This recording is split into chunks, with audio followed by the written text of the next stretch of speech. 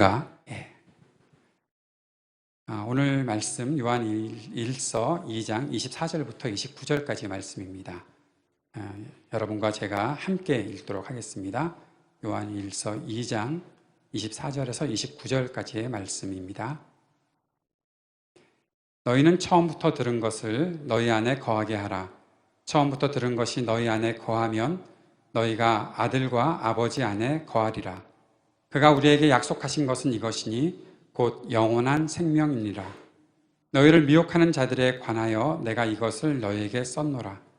너희는 주께 받은 바 기름 부음이 너희 안에 거하나니 아무도 너희를 가르칠 필요가 없고 오직 그의 기름 부음이 모든 것을 너희에게 가르치며 또 참되고 거짓이 없으니 너희를 가르치신 그대로 주 안에 거하라.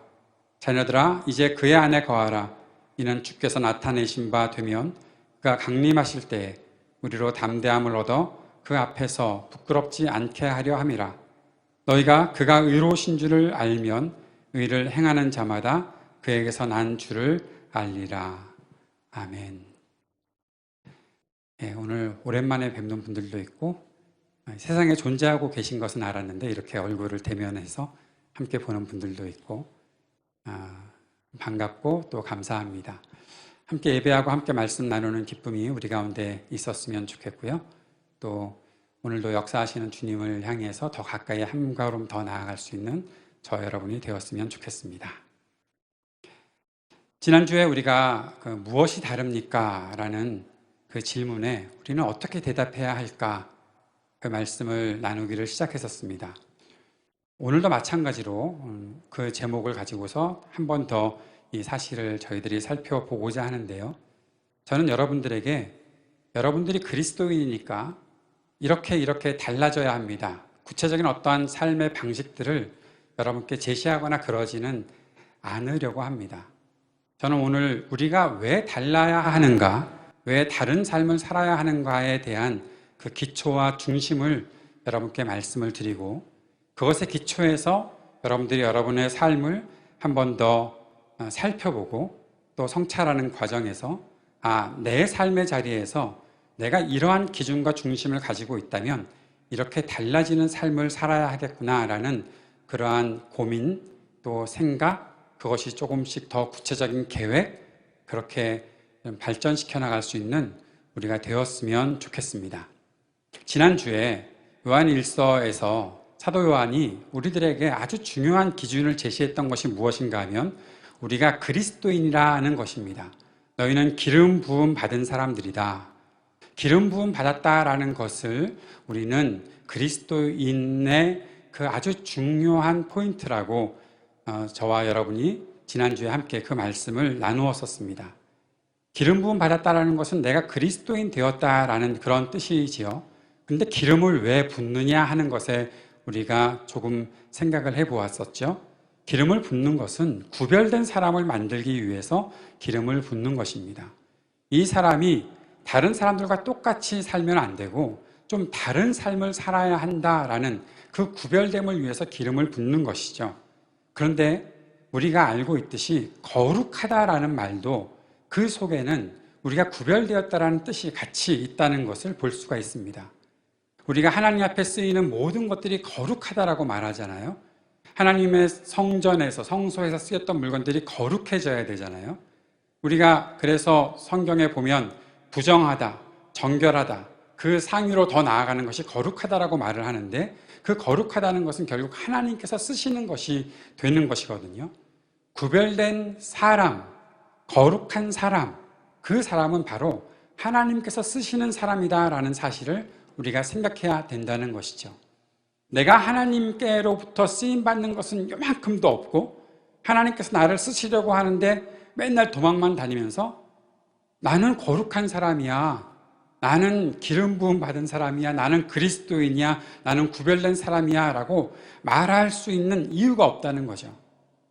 잘 생각해 봅시다. 우리가 거룩한 하나님의 백성이니까 네 라고 대답한다면, 내가 그렇게 구별되게 살고 있으니까 거기에도 마찬가지로 네라고 대답해야 하고, 그리고 내가 하나님께서 쓰시는 사람입니까? 네라고 대답해야 하고, 내가 지금 그렇게 쓰임받고 있습니다라고 말할 수 있어야 한다는 것입니다. 그런데 우리는 보통 하나님께서 나를 쓰시려면 내가 살아가고 있는 내 삶의 자리가 최소한 목사 정도는 돼야 되는 거 아니야? 아니면 목사가 안 됐더라도 전도사라도 돼야 되는 거 아니야? 혹시 그거가 아니라면 교회에서 찬양팀이라도 해야 되는 거 아니야? 뭐 그런 류로 생각을 하는데, 하나님께서 우리에게 삶의 자리를 주셨고 거기에는 분명히 우리가 살아가는 어떠한 목적과 이유가 있고, 그렇게 살아가는 것 속에서 하나님의 뜻을 그 자리에서 이루어 가야 하는 분명한 하나님의 뜻을 그 속에서 발견한다면 우리는 구별된 사람, 거룩한 사람, 하나님께서 사용하시는 사람이라는 것을 내 삶의 영역에서 충분히 드러내고 살 수 있다라는 것이죠. 그래서 그러면 내가 거룩한 사람으로 살아가는 것을 어떻게 다시 한번 다른 말로 표현할 수 있을까? 거룩하다는 것은 너무 우리들에게 추상명사화 되어버렸으니까 그것을 우리가 조금 더 우리들에게 가까이 다가오게 할 수 있는 그 말을 저는 하나님과 동행하는 사람이다 라는 그 말로 표현하면 어떨까 싶습니다. 하나님과 동행한다. 지금 내가 하나님과 함께 있다. 하나님께서 가고자 하시는, 하나님께서 이루고자 하시는 그 길에 내가 함께 나아가고 있다라는 것으로 내가 거룩한 사람입니다 라고 얘기할 때 나는 하나님과 동행하고 있습니다 라고 말할 수 있다는 것이죠. 여기서 지난주에 소개해드렸던, 저에게 질문을 던졌던 그 형제의 질문, 예수 믿고 사는 것이 뭐가 다릅니까? 라고 물어봤을 때 그 형제가 느끼지는 못하고 느낄 수 없었는지는 모르겠지만 우리는 충분히 다르다는 답변을 할 수 있는 것이 무엇인가 하면 나는 하나님과 동행하고 있습니다 라는 거예요. 당신이 교회에 다니고 당신이 예수를 믿고 크리스찬이라고 할 때 내가 예수를 믿지 않더라도 나나 당신이나 뭐가 다른데, 나도 선하게 살고 당신도 선하게 살고, 나도 사람들에게 뭔가 유익한 일들을 하고 당신도 그렇게 유익한 일들을 하는데 어떤 면에서는 당신이 나보다 좀 못하지 않아? 라고 물어보면서 당신이나 내가 뭐가 다른데? 라고 물어봤을 때 우리는 대답할 수 있는 아주 중요한 기준이 나는 하나님과 동행하고 있습니다 라는 그 말을 할 수 있어야 한다는 것이죠. 그러면 그 질문이 곧장 나오겠죠. 하나님과 동행한다는 것은 무엇을 의미합니까? 라는 그 질문이요. 거기에 아주 단답형으로 저는 이렇게 대답해야 한다고 생각합니다. 그것은 하나님과 동행하는 삶은 영원한 생명을 누리는 삶입니다 라는 것이요. 그런데 왜 우리가 그것을 우리의 삶의 자리에서 사람들에게 증거하지 못하고 있었을까? 왜 그런가 하면 우리는 영생이라는 것을 내가 죽고 천국 가서 시작해서 그때부터 쭉 시작하는 것을 영생이라고 생각하고 있었고, 우리는 계속 영생을 아직도 기다리고 있는 사람처럼 느끼고 있었으니까, 그러니까 그 사람이나 나나 별 다를 바 없었던 것이 아닐까라는 것이죠. 그런데 이미 우리가 지난주에 요한복음 3장 36절 말씀을 보았던 것처럼 아들을 믿는 자에게는 뭐가 있어요? 영생이 있고, 요한복음 3장 36절, 여기서 딱 나와야 되는 거죠. 요한복음 3장 36절. 네, 제가 읽어드릴게요. 아들을 믿는 자에게는 영생이 있고 아들에게 순종하지 아니하는 자는 영생을 보지 못하고 도리어 하나님의 진노가 그 위에 머물러 있느니라. 아들을 믿는 자에게는 뭐가 있다고요? 영생이 있고. 그런데 여기서 믿는 자에게 영생이 있다라고 얘기해 놓고 그 다음에 지난주에 말씀드렸던 겁니다. 아들에게 순종하지 아니하는 자는 영생을 보지 못하고 라고 했으니, 영생을 보지 못하고 영생에 대해서 못 느끼고 사는 사람들과 영생을 알고 있는 사람들의 그 차이는 믿는다라는 것인데, 믿는다라는 것을 사도 요한은 순종한다는 것으로 다시 한번 바꿔서 쓰고 있다는 것을 볼 수가 있잖아요. 그러니까 여러분, 우리가 자꾸 오해하는 것이 무엇인가 하면 믿는 것은 믿는 것이고 순종하는 것은 순종하는 것이지, 그러니까 믿는데 순종이 잘 안 되지, 그렇게 그걸 아예 구분시켜 놓고서 살아가는 그동안 그렇게 배워왔던 우리의 그러한 습관들이 우리로 하여금 믿음이라는 것과 순종이라는 것을 완전히 따로 떼어놓아서 지금 내가 믿음은 가지고 있는데 내가 하나님을 따라가고 그리스도의 말씀을 따라가는 것은 뭔가 좀 다른 차원의 내가 나중에 해야 될 일이라고 생각하는 그러한 식의 사고방식들이 우리로 하여금 영생을 누리지 못하게 만드는, 영생이 무엇인가도 생각하지 못하게 만드는, 영생은 어딘가에 저장되어 있는, 나중에 내가 받을 것에 대해서는 확신을 하는데 나중에 뭔가 받을 것 같은 그런 것으로 착각하고 있는 것이 우리들이 그동안 가지고 있었던 사고방식이다라는 거죠. 사랑하는 여러분, 영생은 지금 우리가 갖고 있는 겁니다. 그 사실을 여러분은 확신을 갖고 있어야 합니다. 영원하신 하나님께서 우리를 창조하셨고 그 영원하신 생명 속에 우리가 들어가지 못하고 죄 때문에 거기서 떨어져 나왔을 때 그리스도를 통해서 다시 한번 우리에게 생명을 주셔서 우리가 주님을 믿고 다시 한번 그 영생에 참여하게 되었으니 그 믿는 순간부터 계속해서 우리들은 다시 그 영생을 누리며 살게 된다는 것이죠. 영원하신 아버지의 세계와 역사하심 속으로 우리가 들어갔다는 것입니다. 예수를 하나님의 아들로 믿고 시인하고 예수를 그리스도라고 인정하고 그리스도의 은혜를 누리는 사람은 바로 이 영생을 누리는 사람입니다. 요한일서 5장 12절의 말씀에 이렇게 말씀하시죠. 아들이 있는 자에게는 생명이 있고 하나님의 아들이 없는 자에게는 생명이 없느니라. 이 말씀 때문에 제가 얼마나 많이 핍박을 받았는지 모릅니다. 아들이 있는 자에게는 생명이 있고 난 아들이 없어가지고 아들이 있는 사람들이 자꾸 저를 생명이 없는 것 같은데 막 그렇게 얘기했던 사람들도 있는데 그 아들을 말하는 게 아니죠. 예. 김 목사님도 아들이 있고 이장로님도 아들이 있고 좋으시겠지만 저는 그런 아들을 말하는 게 아니라 하나님의 아들, 그 뒤에 설명되어 있잖아요. 하나님의 아들이 없는 자에게는 그랬으니까. 그리스도께서 우리와 함께 하신다라는 것. 하나님의 아들이신 예수께서 우리 삶에 함께 하신다는 것. 그것을 우리가 분명히 믿고 살아간다라는 거죠. 그를 따라가고 있고 그 말씀에 순종하고 있다라는 것을 사도 요한이 계속 가르쳐주고 있는 것입니다. 그런데 그것을 어떻게 해요? 그러면 반복하게 됩니다. 어디로요? 요한일서 첫 번째 1장 1절 말씀이에요. 태초부터 있는 생명의 말씀에 관하여는 우리가 들은 바요, 눈으로 본 바요, 자세히 보고 우리의 손으로 만진 바라. 예수 그리스도는 말씀이신 예수 그리스도가 이 땅에 육신이 되어 오셨고 그 예수 그리스도를 우리가 만났고 그 말씀을 우리가 가지고 있고 그분의 삶을 우리가 보았고 알고 경험하고 그로부터 들었고 그를 보고 주목하여 보고 또 우리의 손으로 만지며 그와 함께 동행하는 이 놀라운 것을 사도 요한은 사귐이라고 표현했고 그 사귐이 우리 가운데 있다는 거잖아요. 내가 나중에 사귈 게 아니라 지금 우리가 사귀고 있잖아요. 사랑하는 여러분, 그리스도의 말씀을 우리가 볼 때 하나님 앞에 나아가서 주님을 찬양하는 믿음의 고백들을 할 때 그렇게 살아가고 있는 사람들을 우리가 눈으로 보고 만나게 될 때 우리 마음속에 하나님께서 울려주시는 그 하나님의 말씀의 울림이 우리들에게 있잖아요. 그 말씀 때문에 때로는 감동도 하고 그 말씀 때문에 우리가 때로는 회개도 하고 그 말씀 때문에 내 삶을 바꾸고자 하는 간절한 기도를 드리며 성령님의 도우심을 구하고 성령께서 그 강력한 손으로 우리를 이끌어 주실 때 그 길을 걸어가는 삶이 우리들에게 나타나고 있잖아요. 그것을 가리켜서 우리는 그리스도와 사귀고 있다라고 말하고 있는 것이고 우리는 그렇게 믿음을 갖고 영생을 누리며 살고 있다는 사실, 그것 때문에 우리는 다른 예수 그리스도를 모르는 사람들과 확실히 구별되어 살고 있다는 것을 사도 요한은 우리들에게 강조해서 말씀하고 있는 것이죠.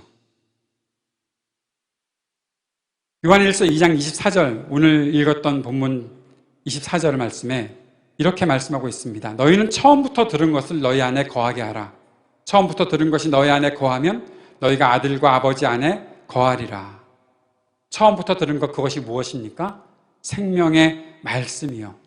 요한 1서 1장에서 처음에 말씀하셨던 생명의 말씀, 요한복음에서 말씀하셨던 태초부터 있는 그 말씀, 그리고 그 말씀, 그분이 우리 가운데 오셔서 다시 한번 강조해 주셨던 그 말씀들, 그리고 그분이 다시 한번 우리들에게 새 계명이라고 가르쳐 주셨던 그것이 우리 안에 있으면, 그것을 우리 안에 거하게 하면, 그대로 우리가 살아가고 있으면 우리가 하나님의 백성으로 살아갈 수 있는 것, 영생을 가진 거룩한 백성으로 살아갈 수 있는 것을 그 안에서 우리가 확신 갖고 증거하며 살아갈 수 있다는 것이죠.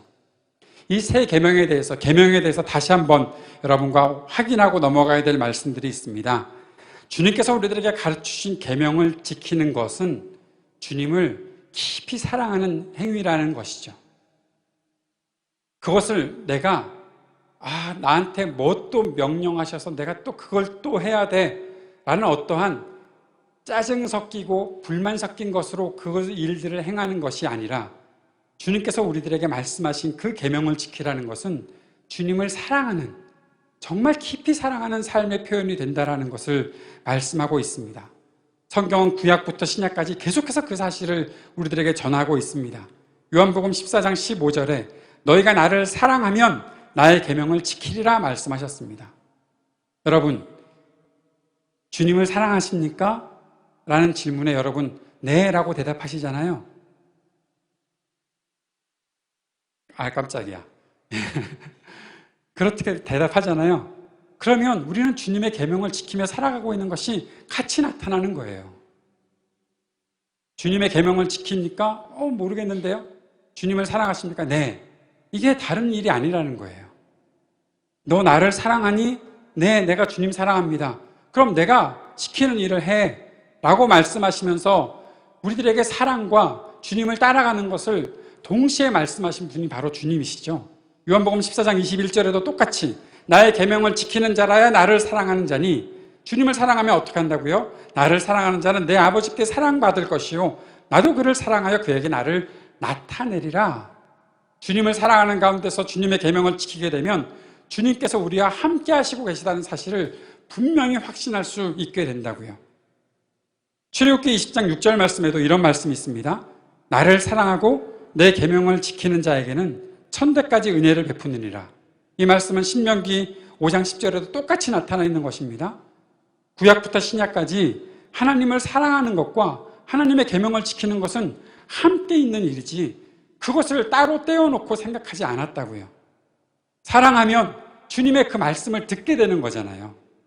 여러분, 이 사실은 우리가 사람을 사랑하는 가운데서 충분히 이해될 수 있는 일입니다. 서로 사랑하는 사람들은요, 가장 뚜렷한 그 다름이 뭐가 있을까요? 당신 나 사랑해? 라고 물어보는 그때에 사랑해 라고 확실하게 대답할 수 있는 것은 내가 당신 말을 잘 듣고 있잖아 라는 거잖아요. 이해되세요? 남편들은 이해를 잘 할 수 있습니다. 아내를 사랑하면 아내의 말을 잘 듣게 되거든요. 물론 놓칠 때도 있습니다. 그래서 가능한 카톡으로 메시지를 전해달라고 그렇게 얘기를 해야 되는 거죠. 왜냐하면 놓치는 게 있으면 빨리 위로 올라가서 옛날 했던 그 말을 잘 지키고 살아야 되는 거니까. 뭐 하라고 그랬지? 뭐 사오라고 그랬지? 그런 거 하나하나 잘 알아야 되니까. 말은 또 잊어버릴 수가 있잖아요. 그게 사랑한다는 증거가 되는 것이죠. 사랑은 하는데 말을 안 들어요? 아빠를 사랑하는데 아빠 말을 안 듣고 엄마를 사랑하는데 엄마 말 안 들어요? 그럼 아빠, 엄마가 그렇게 물어볼 거예요. 그게 뭐 사랑하는 거니? 여러분, 하나님을 사랑한다면 하나님의 말씀 듣는 것이 즐거울 수밖에 없고 그 말씀이 내게 다가왔을 때 어떻게 이 말씀을 가지고 내가 살아갈 수 있을까 하는 그 일들이 계속 나타날 수밖에 없는 거죠. 그것이 우리가 영생을 갖고 있다는 것의 증거가 되는 겁니다. 날마다 우리의 삶 속에 하나님과 동행하면서 하나님께서 내게 말씀하신 것이 있는데 내가 어떻게 그 말씀을 그대로 지키며 살아갈 수 있을까 하는 그것이 내가 주님을 사랑하는 그 마음을 가지고 살아가는 것에 대한 확신, 증거가 되는 것이죠. 살아가면서 살 수 있다면 우리가 확신을 가질 수 있습니다. 그 확신을 요한일서 2장 27절에서 이렇게 표현하고 있어요. 너희는 주께 받은 바 기름 부음이 너희 안에 거하나니, 여기까지는 이제 이해가 잘 돼야 됩니다. 어떤 뜻인지. 그 다음에 아무도 너희를 가르칠 필요가 없고 오직 그의 기름 부음이 너희 모든 것을 너희에게 가르치며 또 참되고 거짓이 없으니 너희를 가르치신 그대로 주 안에 거하라. 아무도 너희를 가르칠 필요가 없고 라는 그 말은 우리가 배울 필요가 없다라는 것이 아닙니다.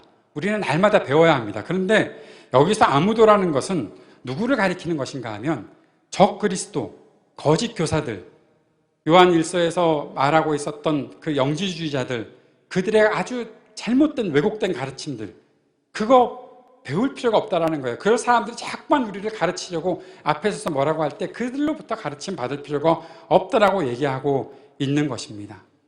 근데 왜 우리가 자꾸 그러한 이야기들의 귀를 기울이려고 할까요?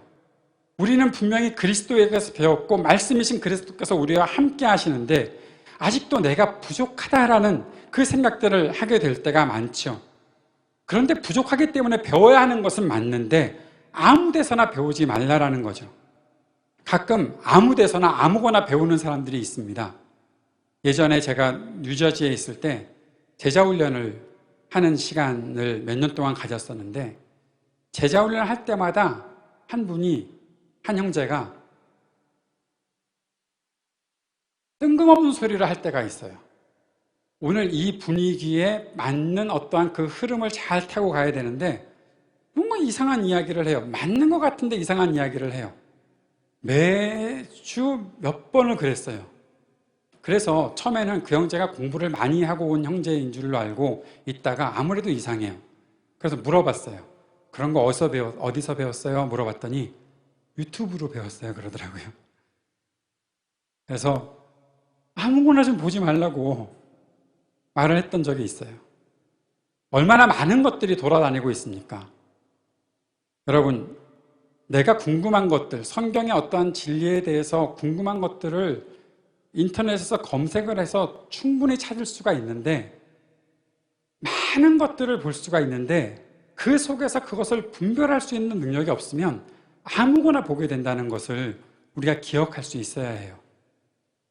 지난 몇 년 동안 줌으로 예배를 드릴 때 어떤 찬양들을 보면 찬양을 이렇게 성도들께 소개해 드리려고 어떤 찬양을 너무 찬양이 깔끔하게 잘 부르는 찬양들이 있어서 우리가 익숙한 노래들을 누군가가 좀 너무 잘 불러서 그것을 가져다가 쓸까 하다가 뭔가 이상하다는 느낌이 확 들어올 때가 있거든요.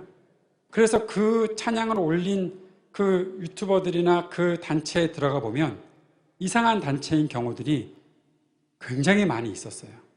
같은 찬송을 부르는데도 이상하게 부르는 거예요. 근데 되게 깔끔하게 불러요. 사람들에게 그 곡은 이걸로 따라해봐도 될 것 같아라고 할 정도로. 단지 찬양뿐만 아니라 지식이나 정보들도 마찬가지죠. 그것을 잘 구별할 수 있는 능력들이 있어야 한다는 것이죠. 사도 요한은 그렇게 수많은 가르침이 있는 그 세계 속에서 어떻게 분별하면서 지낼 수 있을까 하는 그 분명한 것들을 우리는 이미 배웠다라고 가르치고 있고, 그것에 대해서 아무에게나 머리 들이밀고 아무 앞에서나 무릎 꿇고 배우지 말라고 그렇게 말하고 있는 것입니다. 우리는 배우는 것과 함께 꼭 가지고 있어야 되는 한 가지, 그것은 내가 누군가로부터 어떠한 정보나 지식을 배우는 것도 중요하지만 항상 주님 안에 거하고 있다는 사실을 확인할 수 있어야 한다라는 거죠. 디모데후서 3장 14절 말씀, 그러나 너는 배우고 확신한 일에 거하라. 너는 내가 누구에게서 배운 것을 알며 라고 말하고 있습니다. 디모데에게 사도 바울이 했던 이 말은 배워서 굳게 믿는 그 진리 안에 머물러 있으라 라는 그런 뜻으로 말하고 있는 것입니다. 우리가 무엇을 배웠는가? 우리가 무엇을 배웠고 그 배운 것이 우리들에게 확신으로 작용하게 하는 것은 무엇인가? 그것을 우리가 조금 더 고민하고 생각해 보아야 할 것입니다. 나는 배운 것에 대해서 확신이 있는가? 그렇다면 거기에 대해서 좀 반대되는 질문, 우리는 배운 것에 대해서 왜 확신을 갖지 못하는가 하는 그 질문에 대답할 수 있어야 한다는 것이죠. 확신을 가지면 담대할 수 있겠는데 우리에게 그 담대함이 확신과 함께 뭔가 흔들리듯 우리들에게 존재하고 있는 것 같아서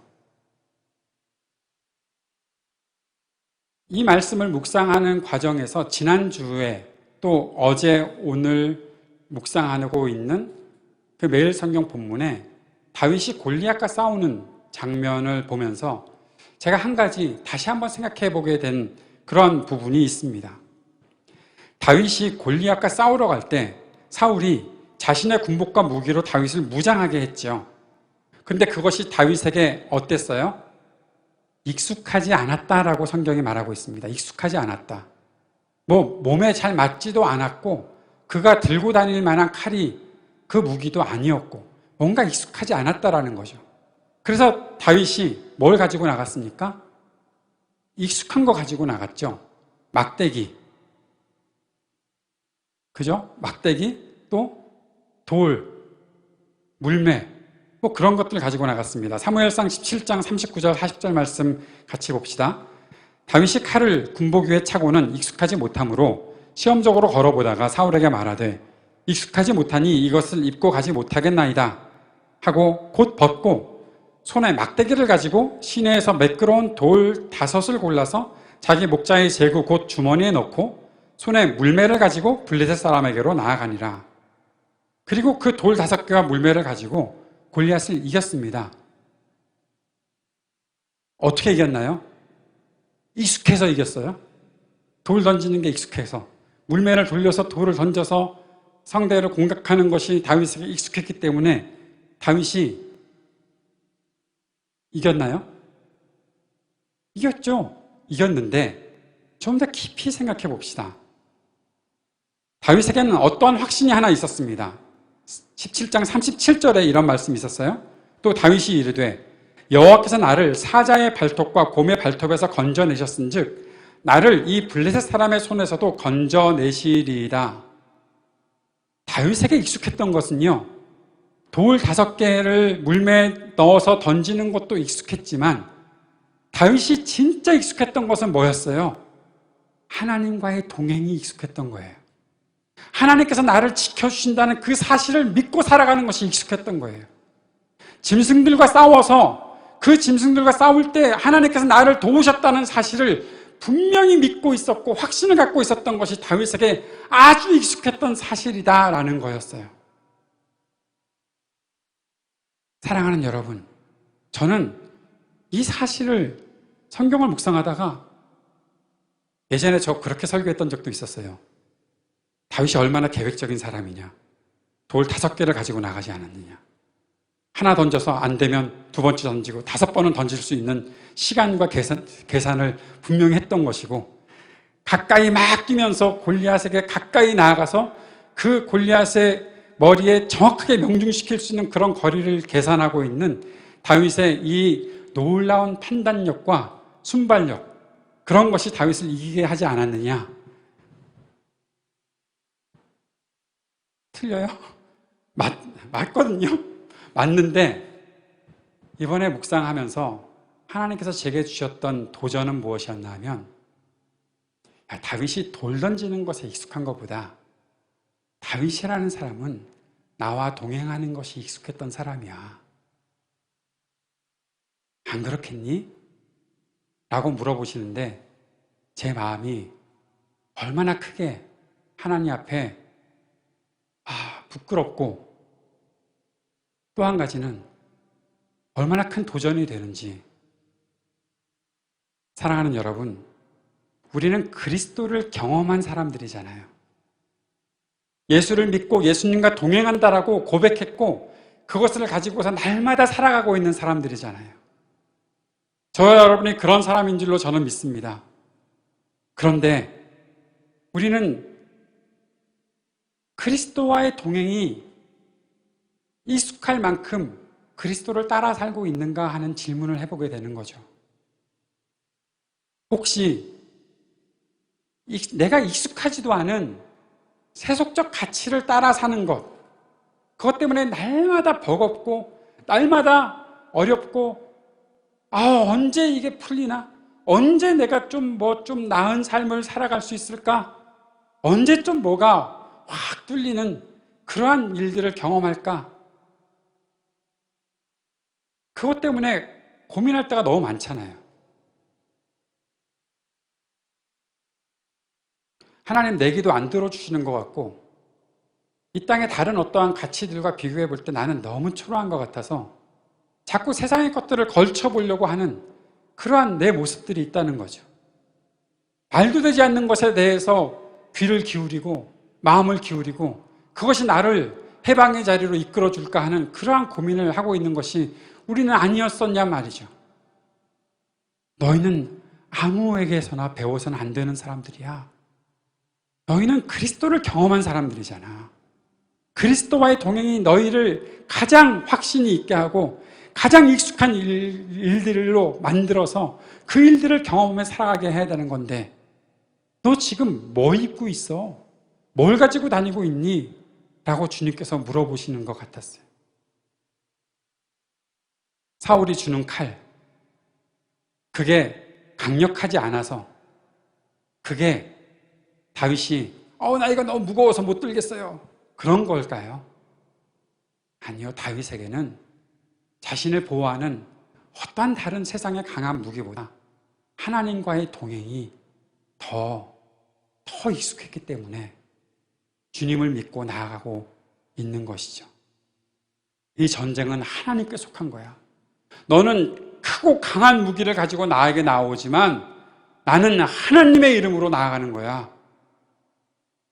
다윗을 아무도 모르는데, 다윗의 이름조차 사람들이 알려고 하지도 않았고, 나중에 골리앗을 죽이고 나서야 저 사람 이름이 뭐야?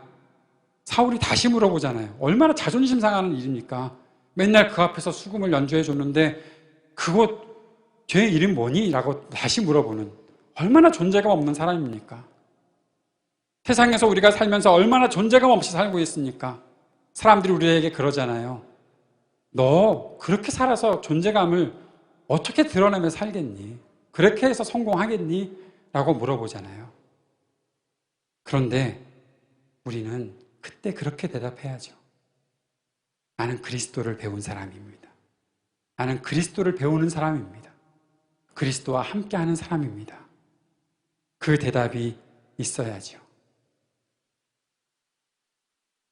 한 번 더 질문을 던져봅니다. 왜 우리가 그렇게 그리스도를 배웠다고 하면서도 그 배움에 대한 믿음에 대한 확신이 흐려질까?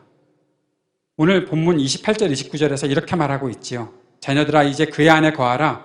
이는 주께서 나타나신 바 되면 그가 강림하실 때에 우리로 담대함을 얻어 그 앞에서 부끄럽지 않게 하려 함이라.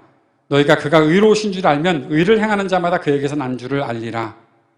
이 말씀에서 우리에게 초점을 맞추게 하는 부분이 두 군데입니다. 그의 안에 거하라 라는 말과 의를 행하는 자마다 라는 것입니다.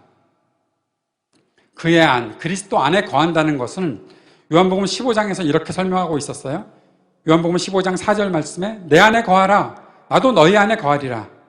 가지가 포도나무에 붙어있지 아니하면 스스로 열매를 맺을 수 없음 같이 너희도 내 안에 있지 아니하면 그러하리라.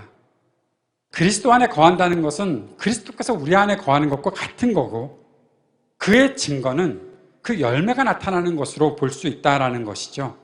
그리스도 안에 있으면 열매를 맺습니다. 그리스도 안에 없으면 열매 맺지 못합니다. 그리스도와 분리되어 있으면 열매 맺을 수 없습니다. 그 열매가 어떤 것일까요? 우리는 아주 쉽게 열매는 영혼을 구원하는 것이 열매일까요? 예, 저는 맞다고 생각을 합니다. 그리고 또 한 가지가 있지요. 성경에서 성령을 통해서 우리들에게 주신 열매들이 있다고 말씀하고 있지요. 사랑과 희락과 화평과 오래 참음과 자비와 양성과 충성과 온유와 절제, 이 9가지의 열매들이 있다고 분명히 말씀하셨습니다. 이것들은 결국 우리의 삶을 가리키고 있는 것이잖아요. 이 삶이 바로 하나님의 그 의로우심을 그대로 드러내는 의를 행하는 삶으로 나타나는 것이고, 이것을 조금 더 다른 말로 표현하면 그리스도께서 의로우신 줄 알면 의를 행하는 사람이 된다라고 말했으니까, 그리스도께서 사랑의 하나님이시라는 것을 알면 내가 사랑을 행하는 사람이 되는 것이고, 그리스도께서 이 땅에 평화를 위해서 오신 분인 것을 내가 알면 이 땅에 평화를 위해서 일하는 사람이 되는 것이고, 내가 그리스도를 배우는 그대로 우리의 삶에 그것을 만들어내고 움직여내며 살아갈 수 있는 그 모습이 우리들에게 필요하다라는 것이죠. 사랑하는 여러분, 우리는 분명히 다른 기준과 중심을 가지고 사는 사람들입니다. 어떠한 그곳의 가장 중심에 그리스도 십자가의 보혈이 있죠. 그 십자가의 보혈이 우리 죄를 씻어주셨고 우리를 사랑하시고 그 사실을 우리가 믿고서 주님을 모시고 살아가고 있는 것이 우리들의 삶의 모습이라는 것입니다. 그 사실이 우리들에게 나타나면 우리는 확신 가운데 거할 수 있다는 거죠. 그런데 우리는 아직 그것이 완성되지 않았기 때문에 때로는 그 확신에서 자꾸 흔들리는 것 같아요. 그러나 저는 여러분께 반복해서 말씀드립니다. 우리가 어떠한 것을 완성했다라고 말할 수 있을 만큼 그렇게 살아갈 수 있는 사람인가? 아니다라는 거죠. 우리는 지금 그것을 진행하며 살고 있는 사람들입니다. 그 진행의 과정에서는 때로 좀 고뇌하고 아주 갈등하는 그런 일도 생길 수 있습니다. 왜냐하면 내 앞에 맞닥뜨리는 상대가 골리앗과 같은 그런 강한 존재이기 때문에 그런 거죠. 세상에 그렇게 화려한 모습, 강한 모습으로 내 앞에 나타나서 너 그렇게 해서 나를 이길 수 있어? 라고 물어볼 때 과연 될까라는 두려움이 우리 속에 작동할 수가 있다는 거예요. 그러나 그 두려움이 찾아올 때에 우리가 다윗처럼 익숙한 것을 택할 수 있는 용기, 그 믿음이 있어야 하는 것이죠. 그렇지, 나는 그 속에서도 분명히 이길 수 있는, 하나님께서 나와 동행하고 계시고 하나님께서 나를 움직여주시는 그 일이 나에게 있었고 앞으로도 있고 지금도 그 일들이 진행되고 있지라는 그 확신을 가지고 살아간다는 것이죠. 날마다 그리스도를 따르고 동행하며 그의 말씀 앞에서 살아가는 것, 그것이 우리가 살아가는 삶의 모습이다라는 사실입니다. 사랑하는 여러분, 1세기 사도 요한의 편지를 받았던 이 소아시아의 교회들처럼 우리를 미혹하는 것들이 흘러 넘치는 세상을 우리는 살아가고 있습니다. 그 속에서 우리는 나는 그리스도인이고 분명히 다르게 살 수 있는 확신이 있다라는 그 확신을 가지고 살아갈 수 있다는 것을 우리가 잊지 않았으면 좋겠습니다. 4가지 정도 정리를 해봅시다. 우리는 거룩하신 하나님으로부터 기름 부음 받은 사람들입니다. 그리고 하나님을 아는 지식을 소유한 사람들입니다. 우리가 기름 부음을 받은 사람들로 살 수 있도록 예수께서 우리의 구원자가 되셨고 우리는 날마다 이 사실을 믿고 증거할 수 있어야 합니다. 우리는 항상 하나님의 말씀을 붙잡고 살아가야 합니다. 하나님께서 주신 계명인 사랑을 행하며 살아가는 것, 그것이 우리에게 영생이 있다는 것의 증거가 될 것입니다. 우리는 그리스도 안에서 그리스도와 동행하고 그에 합당한 열매를 맺고 살고 있는 사람들입니다. 그리스도께서 우리들에게 보이신 모든 것이 우리의 삶으로 열매가 되어서 주님 앞에 드러나게 될 수 있습니다. 그래서 우리는 충분히 다름을 드러낼 수 있습니다. 세상으로부터 온갖 모욕을 때로 듣고 그렇게 모욕을 당하면서도 꿈쩍도 하지 않는 교회들의 숲에서 우리가 살고 있잖아요. 내가 왜 모욕을 당해야 하느냐고 당당히 일어나서 외치는 다윗처럼 그렇게 용기 있게 담대하게 확신을 가진 그리스도인, 그 그리스도인이 바로 우리가 될 수 있기를 바랍니다. 사랑하는 여러분, 괜히 익숙하지도 않은 크고 무거운 그런 무기로 멋부리는 사람들 되지 않았으면 좋겠습니다. 날마다 내게 말씀하시는 주님의 말씀을 붙잡고 사는 것이 내게 가장 익숙한 일입니다라고 고백하고 그 확신을 가지고 살아가는 저와 여러분이 되었으면 좋겠습니다. 우리에게 익숙한 사랑과 그 말씀으로 크고 견고한 진을 무너뜨리는 담대한 그리스도인으로 우리가 일어설 수 있기를 바랍니다. 하나님의 말씀이 얼마나 강한 말씀인지 그것을 사용할 수 있는 우리가 되었으면 좋겠습니다. 그 마음을 가지고 여러분께 소개시켜 드리고 싶은 성경 구절이 하나 있어서 소개합니다. 고린도후서 10장 4절 5절 말씀입니다. 함께 읽겠습니다. 우리의 싸우는 무기는 육신에 속한 것이 아니요 오직 어떤 견고한 진도 무너뜨리는 하나님의 능력이라. 모든 이론을 무너뜨리며 하나님 아는 것을 대적하여 높아진 것을 다 무너뜨리고 모든 생각을 사로잡아 그리스도에게 복종하게 하니. 이 놀라운 하나님의 말씀이 우리 삶 속에서 꿈틀거리는 것을 경험하는 우리 인생 될 수 있기를 간절히 바랍니다. 기도하겠습니다. 하나님 아버지, 오늘도 우리에게 말씀하신 주님의 말씀을 붙잡고 또 한 걸음 내디디려 합니다. 그 말씀이 얼마나 강한지, 그 말씀이 얼마나 우리들에게 힘이 되고 확신이 되는지 분명히 증거하고 살아가는 우리의 인생이 되도록 주님 우리를 도우시고 함께하여 주옵소서. 예수님 이름으로 기도드립니다. 아멘.